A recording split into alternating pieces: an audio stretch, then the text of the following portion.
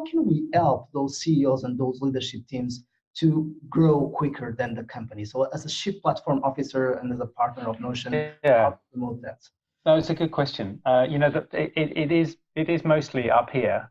It's understanding how you think and how you make decisions and how you behave in certain circumstances.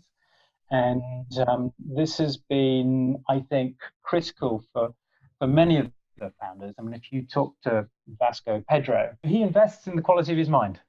He invests in helping himself to think more clearly, understand how he makes decisions, and understand how your brain works. Now, he's a super smart guy, but these things you have to practice.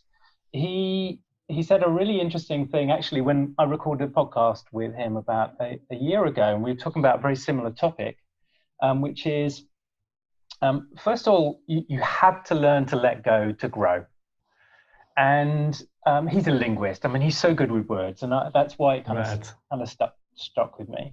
But if you're going to let go, you have to bring in people who've got repeat pedigree experience. And he said, we were talking about this topic, and he said, the thing is, I know I could solve most of the problems we need to solve, but I also know that when doing that, in order to learn, I'm going to make mistakes.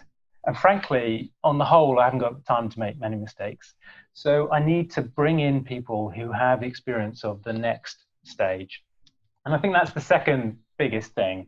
It is to be constantly looking at your team and saying, does this team and these individuals have the capacity to take me to the next level?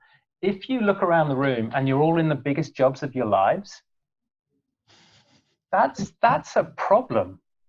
And so you need to get ahead of that and say, well, if we're going to go from 1 to 10 million, right? Has anybody here ever done that before? Shit, no. Well, we better get somebody who knows how to do that. Right. We've got to 10 million and we need to get to 20.